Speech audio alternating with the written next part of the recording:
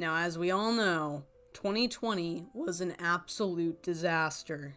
If you thought the last 3 years were bad, you better buckle up, Buster, and bend over, because honestly, this year's gonna make you want to grab your ankles. From late 2019 through to early 2020, YouTube had to face off against the FTC for violating the Children's Online Privacy Protection Act, aka COPPA. Just let me get my notes. I have a new thing of notes. It's all paper, baby. We're going paper. It's an anti-environmentalism move, so let's do this. The FTC filed a lawsuit against YouTube for collecting information on children, in the form of persistent identifiers, by the way, that are used to track users across the internet. The FTC took issue with YouTube tracking viewers of child-directed channels without first notifying parents and getting their consent. According to the complaint, YouTube earned millions of dollars by using persistent identifiers, commonly known as cookies, to deliver targeted ads to viewers of these channels. And according to the FTC, the Children's Online Privacy Protection Act, aka COPPA, requires that all child-directed websites and online services provide notice of their information practices and obtain parental consent prior to collecting personal information from children under the age of 13. Including the use of persistent identifiers to track a user's internet browsing habits for targeted ads. Third parties such as advertising networks and channels are also subject to COPPA. According to the FTC chairman, Joe Simmons, YouTube touted its popularity with children to prospective corporate clients, yet, when it came to complying with COPPA, the company refused to acknowledge that portions of its platform were clearly directed to kids. There's no excuse for YouTube's violations of the law. YouTube allows Google account holders, including large commercial entities, to create channels to display their content. According to the complaint, eligible channel owners can choose to monetize their channels by allowing YouTube to serve behaviorally targeted ads which generate revenue for both the channel owner and for YouTube. Both the FTC and New York Attorney General allege that while YouTube claimed to be a completely general audience site, some of the individual channels, such as those operated by toy companies, are child-directed and therefore must comply with COPPA. The complaint notes that YouTube knew that their platform had numerous child-directed channels. For example, according to the complaint, YouTube told Mattel, makers of Barbie and Monster High toys, that YouTube is today's leader in reaching children ages 6 to 11 against top TV channels, and told Hasbro, the makers of My Little Pony and Play-Doh, that YouTube is the #1 website regularly visited by kids. Several channel owners informed YouTube and Google that their content was directed at children. In other instances, YouTube's own content rating system identified content as directed at kids. In addition, according to the complaint, YouTube manually reviewed children's content from its platform to feature on its YouTube Kids app. Despite this knowledge of channels directed to kids on their platform, YouTube served targeted ads to these channels as well. According to the complaint, YouTube even told one advertising company that it did not have users younger than 13 on its platform, and therefore channels on its platform did not have anything to do with complying with COPPA. And as a result of this entire situation, this lawsuit that YouTube was facing between the FTC and New York, YouTube, and therefore Google, paid a record $170 million for the alleged violations of COPPA. This settlement required that YouTube pay $136 million to the FTC and $34 million to New York. In addition to the $170 million penalty, the proposed settlement also required that Google and YouTube develop, implement, and maintain a system that permits channel owners to identify their content as directed at kids or not, and therefore complies with COPPA. In addition, YouTube must notify channel owners that their child-directed content may be subject to COPPA rules. YouTube must also provide annual training about complying with COPPA for employees who deal with YouTube channel owners. The settlement also prohibits Google and YouTube from violating COPPA and requires them to provide notice about their data practices and obtain verifiable parental consent before collecting personal information from children. The result of this FTC versus YouTube situation was that YouTube ended up paying out its obligated fees and supposedly provided yearly training for its employees on how to adhere to COPPA. But YouTube also designed and implemented a checkbox system for videos and channels to be marked as either made for kids or not for kids, to get channels on YouTube to also adhere to COPPA. If a channel or video was deemed made for kids, then YouTube would not put any targeted ads on the video, and as a result, the video would not bring in nearly as much ad revenue. Videos that were also made for kids would not be able to be utilized on YouTube's mini player, and they also would make it so that you could not access a comments section. But the real problem was that nobody knew what YouTube or the FTC meant by made for kids. You see, YouTube made it pretty clear that they couldn't really legally advise anyone on how to mark their content, whether it was made for kids or not, and the FTC didn't really help with some of these issues either. One issue was the somewhat subjective criteria for what could determine if your content was directed towards kids or not. And although the FTC did try to assure that they weren't just going to randomly target channels with kid themes in them, or video games, or animations, or things that could be deemed childlike in terms of their theme, creators were still worried that their channels would be targeted by the FTC and by YouTube. The FTC also put out statements warning about fines for users who did not comply with COPPA. Some of these fines could go as high as $42,530 per video.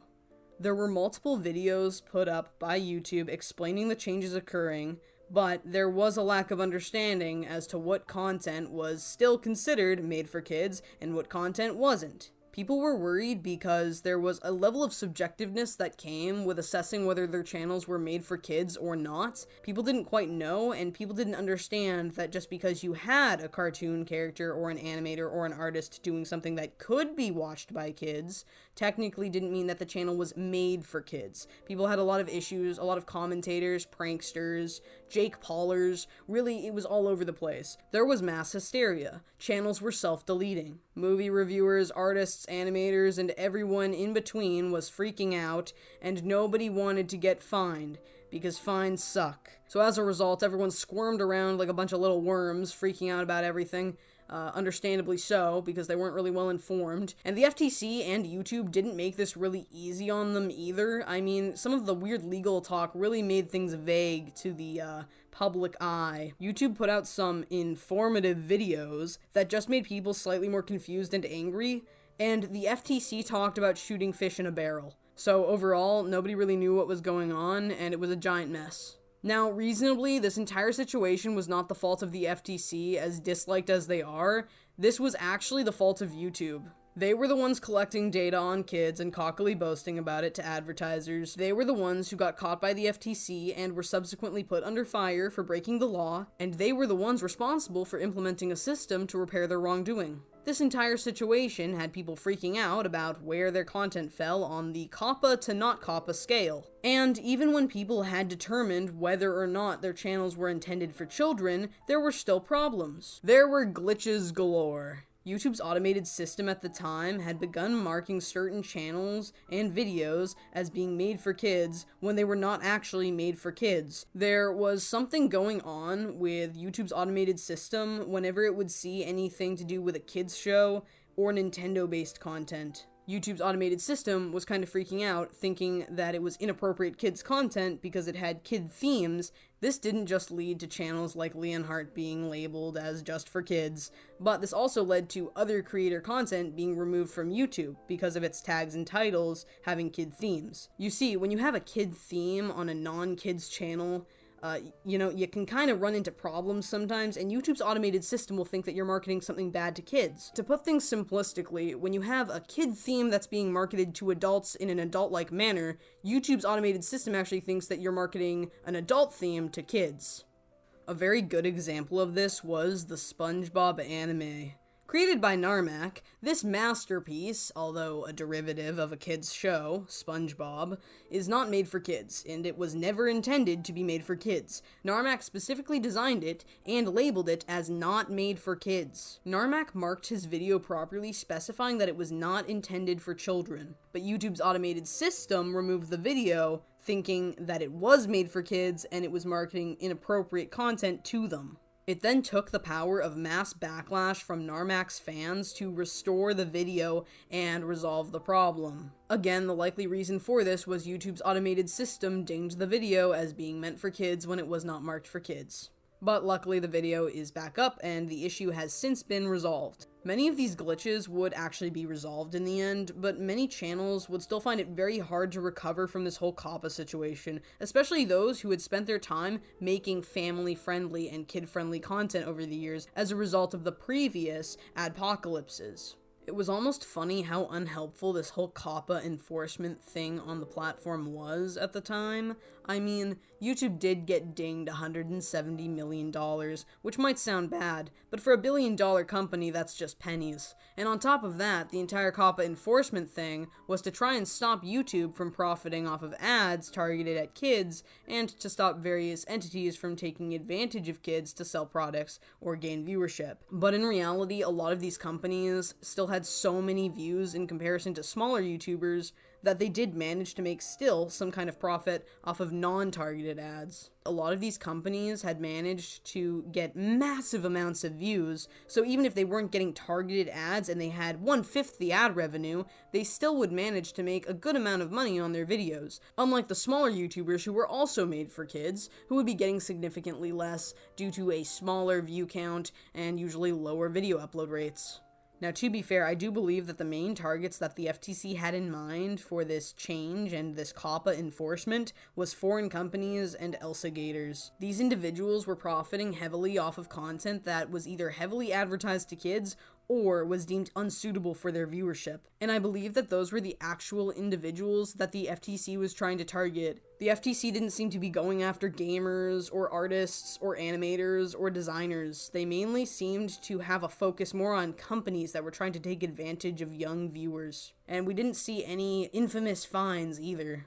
This entire situation was also incredibly ironic as well. YouTube had really been pushing for family and kid-friendly content on their platform before this whole COPPA thing went down, mainly due to the advertising issues it faced and the adpocalypse problems. People didn't really know what to do after the COPPA situation because previously YouTube had pushed and pushed and pushed for them to make their content more kid-friendly, more family-friendly, more for everyone. And then suddenly, another scoop was taken out of this pot, and we weren't allowed to be making kids content either. People didn't really know what YouTube wanted channels to do to maintain monetization anymore, because YouTube had previously been pushing, do family-friendly content, we want family-friendly content, and then, oh, don't make it too family-friendly, guys. Don't make it directed at kids. Don't direct it to kids. You gotta kind of be in the middle here. It was really difficult for people to gauge. COPPA really showed the instability of content direction on the platform. What could people do? You weren't supposed to be making content that was too edgy, but at the same time, you weren't supposed to be targeting kids either because that was against the COPPA guidelines and therefore would make you a lot less money. So how were you supposed to make money on YouTube? How were you going to maintain monetization? You had to kind of be in the middle. You had to be mundane. You had to be advertiser friendly. You couldn't be family friendly. You couldn't be kid friendly. You couldn't be edgy. You had to be advertiser friendly. People didn't know how they were going to maintain any form of stability on YouTube after this. They recognized, hey, I can't bring my content from edgy to cute and kiddie because, again, that's against the rules. So what am I supposed to do? Is family content okay? Is gaming okay? What can I do? What am I allowed to do? Tell me what I'm allowed to do. This was the whole situation. People didn't know what was going on half the time, and whenever they started figuring it out, something else would come out of the woodwork and ruin everything. This is why a lot of YouTubers also started really focusing on making sure they'd have a Patreon and a merch store and all this other stuff. That way, just in case if you get demonetized or your monetization doesn't work out or you get false copyright claimed or you face something else on your channel, you can make money in other ways. Now the other question is, how much money do these kids' channels make? CPM varies from channel to channel, and CPM is basically the cost per 1,000 impressions, aka how much money you make for every 1,000 views, but it changes from channel to channel and is very difficult to gauge. Overall, this COPPA situation has made smaller, kid-friendly YouTube channels have massive drops in income, and a loss of various privileges like comment sections and the mini player. People are unsure as to how effective this new regulation method on YouTube will be with protecting kids. Most people do not have any faith in this whole child-friendly COPPA world, and most people do not like the COPPA enforcement on YouTube due to its glitches and its potential issues that come with it. I'll tell you this much. When I was watching YouTube, as a very young tot, it didn't take much for me to figure out how to get onto the site, and I definitely wasn't using YouTube Kids. Rules and regulations are very unlikely to defend children in the wake of the internet. The only thing that can stop children from accessing inappropriate content online or protect children from large companies, it is always parental guardianship. Your parents are what make you who you are today, whether it is because of their input or lack thereof, at least from my perspective. But anyways, 2020 didn't just bring the downfall of kids' content on YouTube. No. COPPA was bad, but things were just starting to settle in 2020 for being really, really bad. So this is just setting the ground for what was to come. During 2020, many YouTubers started exposing fake pet rescue channels on YouTube, where unidentifiable individuals oftentimes would put cute, adorable animals in harm's way prior to recording themselves rescuing them for clicks, views, and likes.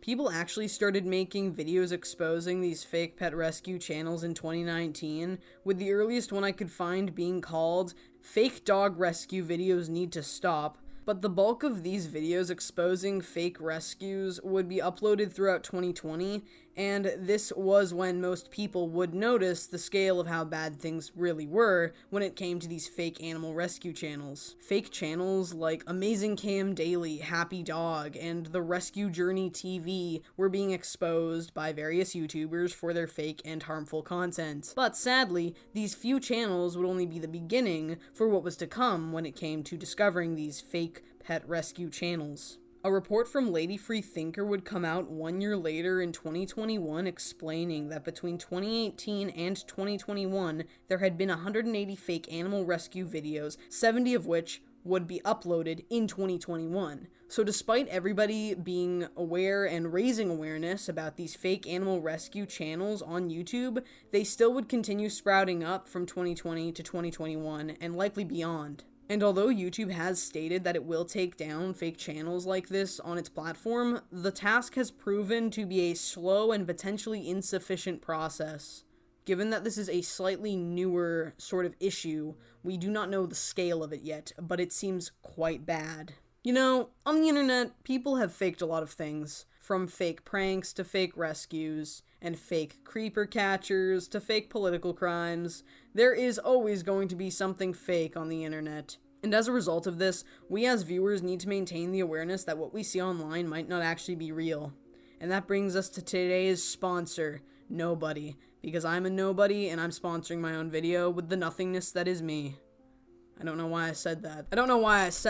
But it's a thing now, so I guess I need to start a sponsorship company. I'm ready to start sponsoring all of you fellow creators with the blessing that is me. Hopefully when it comes to combating these fake rescue channels, we can spread some awareness about what's going on so that they don't pose as much of a threat, but it's still incredibly unfortunate for the animals that will be suffering as a result of the greed and disgusting actions of other people. Perhaps YouTube will add some sort of regulation for rescue channels in general in future, or perhaps not. Either way, this battle has not yet been won nor lost, so we must keep on fighting in respects to this, remain vigilant, and be aware that these fake channels are still out there. Anyways, if you're worried about verifying the efficacy of a lot of these channels, do background checks and look into the legitimacies or the illegitimacies of these individuals, channels, and organizations.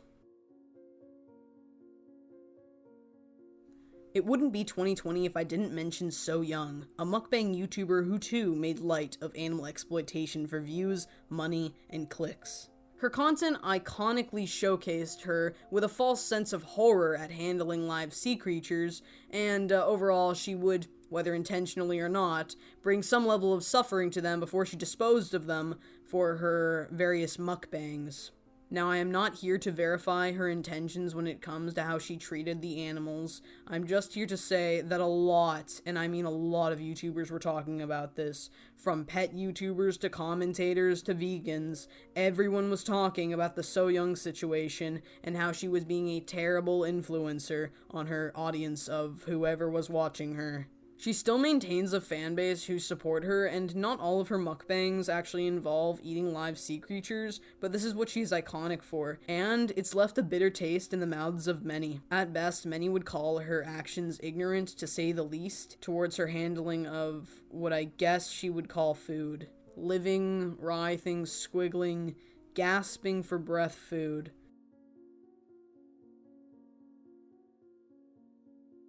Cuties was another sin that leaked its way onto YouTube. After the movie was greenlit on Netflix and screamed about on Twitter, it made its way onto YouTube, where many reviews and criticisms were gloriously displayed at the absolute creeper creation that this movie was. The controversial and blatantly disturbing video had many YouTubers disgusted and horrified at how something like this could be greenlit by Netflix.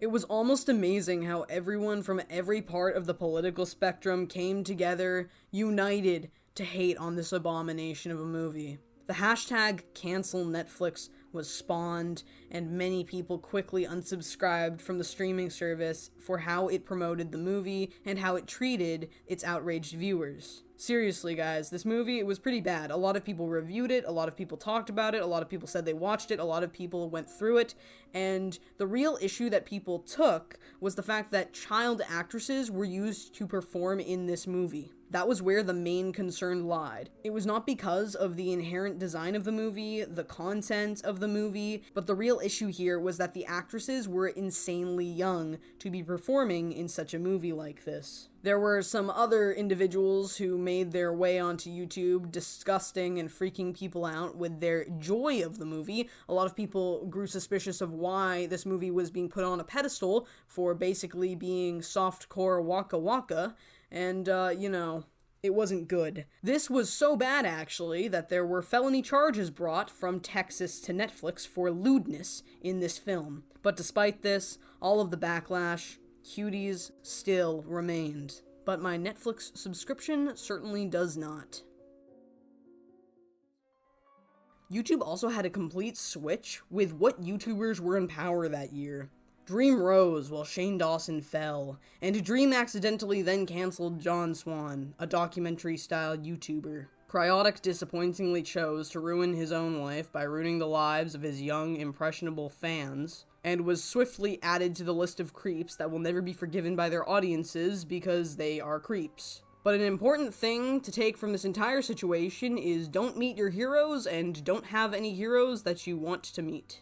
This was the year that I think YouTube hit complete wackadoodle mode. With drama after drama, controversy after controversy, and meltdown after meltdown coming wave after wave at viewers and content creators alike, there was no salvation in sight, no freedom, no consistency, no happiness. It was terrible. But that was it for 2020. So let's move on. There was nothing else. No, I said let's move on. No, I'm gonna get kicked off the internet if I talk about this. No, we're not doing this today. I'm not talking about this in public. We are going to have a big public freak out. In response to the happenings of the world, many people posted YouTube videos. These videos contained various forms of advice, criticism, individual opinions, and concerns about what was going on. And in response, YouTube removed over 11 million videos in 3 months, relying on its automated system instead of human review, citing that these forms of content were misinformative. Another thing to note during this time, though, was that a lot more people, given that they were stuck at home, were making channels and producing content for YouTube. And a lot of them still are, because a lot of them are still stuck at home.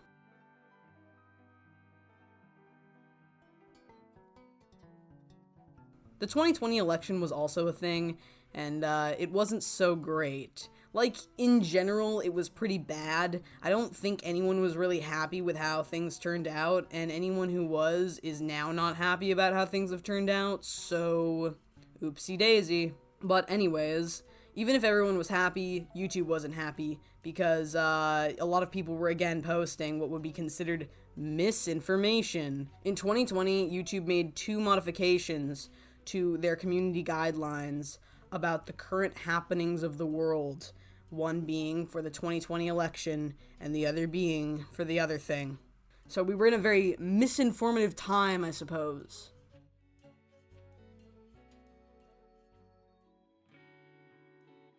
2021 was not so good either.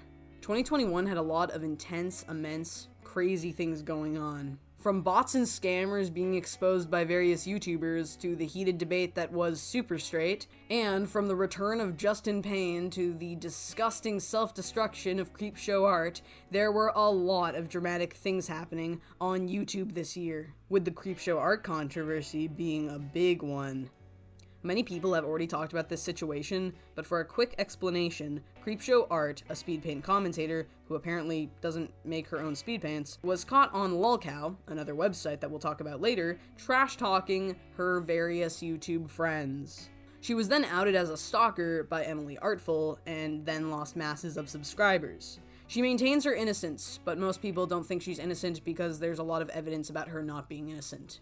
We also witnessed the failure of prison mate Luke's channel, who was another commentator, and the main reason for him falling apart was that he would just give misinformation in his videos, and some people were smart enough to point it out, and then other people started unsubscribing from him. You also had the Frenemies podcast by Ethan Klein of H3H3 with the co-host Trisha Paytas, and those two kind of were good for a while, and then they split apart. You had VTubers getting mad at PewDiePie because PewDiePie was trying out the VTuber style, and they got mad about him ripping them off, even though he can do whatever he wants with his channel. If you don't know what a VTuber is, it's just somebody who uses an animated sprite as their face cam instead of their typical face. You had the self-destruction of Gabby Hanna. You also have the drama between Keemstar and Ethan Klein of H3H3 Productions. You had James Charles in another minor scandal. Haha, pun. Oh, that's a bad pun too. You should tell that to your parents. Don't tell that to your parents.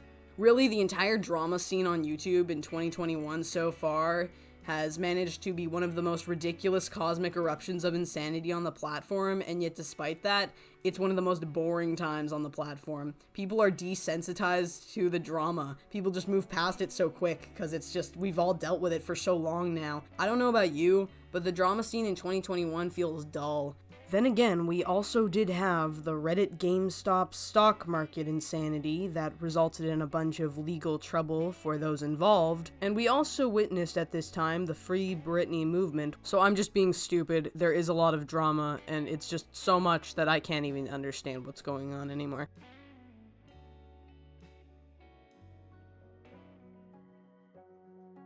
Early 2021 had the launch of YouTube Shorts globally, after being just a simple concept tested out in India during 2020.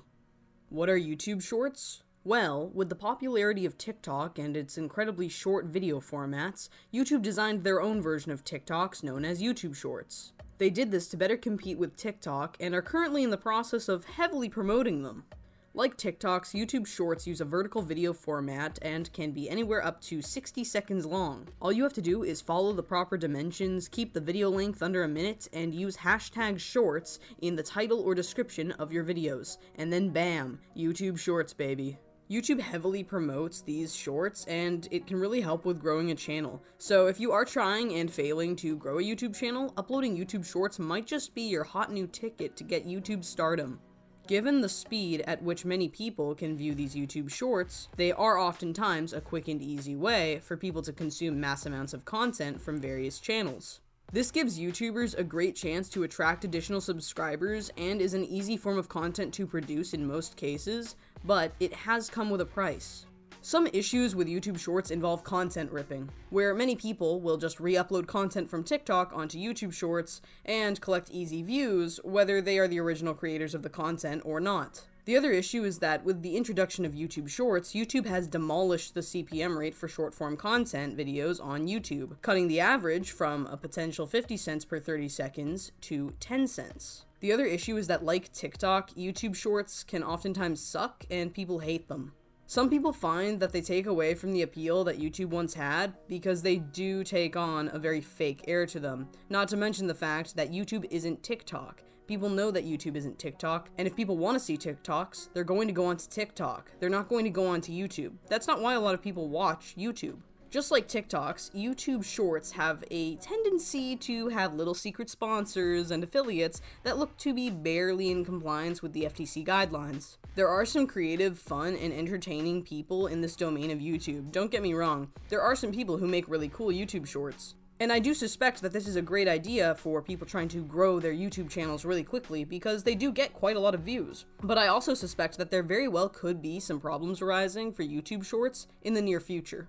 That, and I don't think very many people want to watch TikTok on YouTube, unless it's a TikTok compilation on YouTube. The original way YouTube Shorts worked on YouTube was simple. You could make YouTube Shorts and they could do very well on the platform, but they didn't contribute to your watch time or your ad revenue on the platform. Meaning that you could make hundreds of YouTube Shorts and have hundreds to thousands of subscribers, but have no watch time on your channel and have no monetization. But currently, in late 2021, this has changed. YouTube Shorts can now be monetized and count towards your watch time. And you basically can monetize your whole channel now through the power of YouTube Shorts. But even if this isn't the case in future, YouTube Shorts can still be really great for bringing people to your channel. It's really great for exposure. They do tend to pull in more people and more views, and if someone sees something they really like in your channel, they'll subscribe. Now there still is a problem here. The CPM rate for regular short form content on YouTube isn't looking so good. This means that many YouTubers like Just Me Habibi, Meat Canyon, Dolan Dark, various animators, and shorter content creators who produce short form content, but not YouTube Shorts, will have some issues pulling in the AdSense compared to other YouTubers, or perhaps even YouTube Short creators.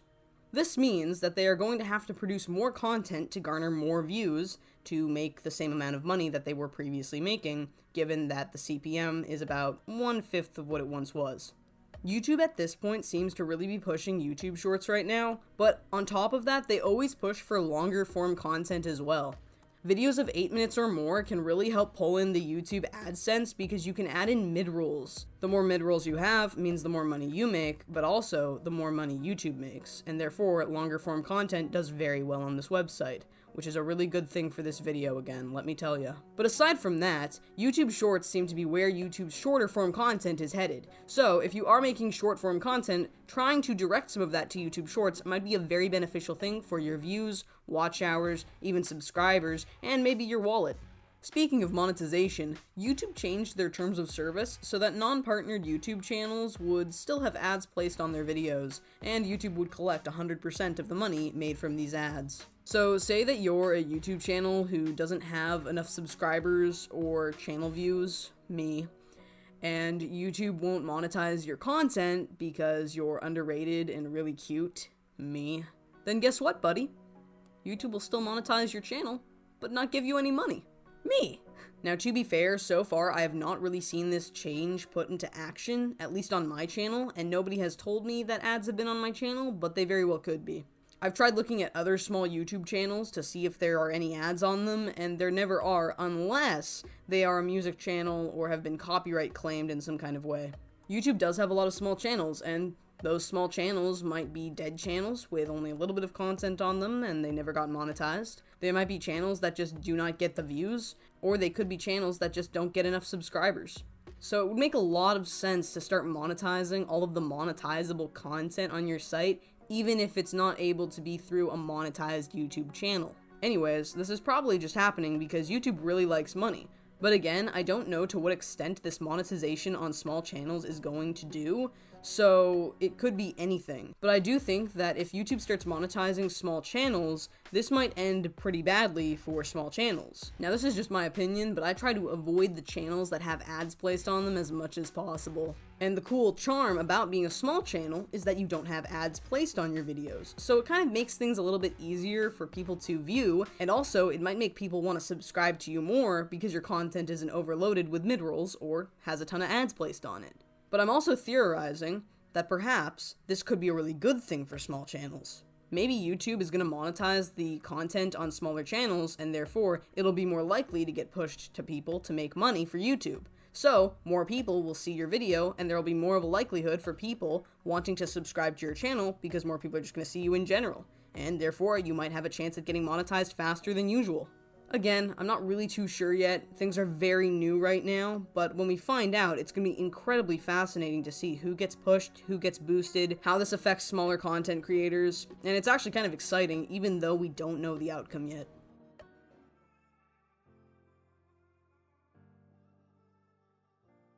And now we're in 2022. To be fair, I could go on about 2021 more, and there are quite a few additional points I want to touch on for 2021, but I believe it would be best to have you, the viewer, see what I've missed, because I won't lie, I'm getting a bit overwhelmed with the total volume of information that I've been sifting through for this series. I also want to talk about this current year as well, but I think that waiting a bit longer to assess the history of 2022 will do wonders. I feel there is so much happening and still constantly moving and changing that saying anything more at this point could be potentially misleading or incorrect information, or even incorrect speculation. And although a significant sum of this documentary series has been pretty lax and speculation-based, I would still prefer to wait.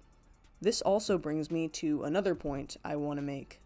As you can imagine, creating a collection of YouTube's history over the course of its entire existence should generally take a significant sum of time to create.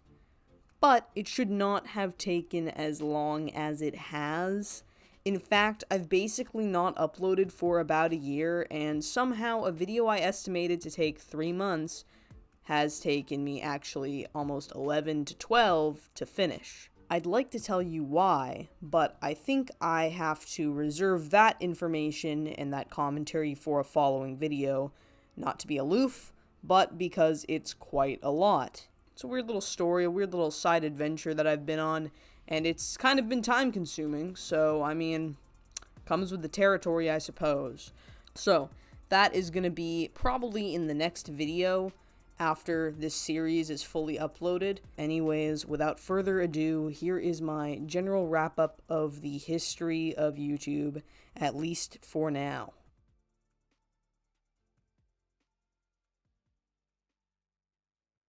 Since its debut in 2005, YouTube has had a lot of ups and a lot of downs over the years. But there is one overarching theme that I've noticed while researching for this video. I think YouTube needs to change for how it treats content creators on its platform. YouTube needs to be more open, honest, and apply more respect to how it treats its creators in order to gain a good PR that it's always aiming to acquire. I get that YouTube wants to make money and get along with advertisers, and I'm not here to discourage that, but I think that YouTube needs to learn how to balance its advertisers with its creators. We already are seeing a lot of YouTube alternatives pop up, and although they are not as popular as YouTube is, or maybe ever will be, they are still steadily gaining popularity, and I believe this is likely because of two things. People are looking for a way of getting back to having less constraints on the content they can create and view, and people want a little bit more respect when it comes to creating content. They want better responses, they want some consistency. They do not want to have to constantly be floundering and worrying for their well-being. If you guys haven't noticed, there are just some things you really can't get away with saying on YouTube that you can still say on other platforms. Now, saying that, other platforms do have limitations as well. I'm just saying that, in general, YouTube does have a lot of limitations on certain forms of content you can make. There are a lot of limitations that creators have faced throughout the years. From the death of edgy comedy to the immense word censoring that people have to do to maintain monetization on their videos. Whether it be at the hand of YouTube's automated system or by manual review, there are a lot of good-hearted creators who are having a hard time functioning on the YouTube platform as it stands, due to YouTube's many restrictions on what content is and is not acceptable. I hope that over these next years to come, things can change for the better, but as it stands, things are a bit dysfunctional. The design, function, and terms of service in 2005 look completely polarizing in comparison to what YouTube looks like now. Heck, even in 2014, YouTube looked insanely different from how it does now. It also acts differently. And part of this is because of not just YouTube, but the internet and the world as a whole, because those things have also changed over time. It's not just YouTube, but I think there are things that can be improved on YouTube exclusively to benefit creators and viewers alike, without advertisers and PR going down the toilet. So that was the video. If you want to support me, check me out on Patreon. But anyways, tell me what you guys thought in the comments below, because I love reading your guys' comments, honestly. It's pretty fun. But then on top of that, if I missed anything, totally comment that as well, and I'll check it out, because I know that I didn't get everything in the video. I know I missed things. I definitely missed things, but I tried to get as much packed into this sardine can of a video as possible. And also, if you want to like and subscribe, then that's cool. So anyways, thank you so much for watching, my friends. I hope you all enjoyed. It has been lovely.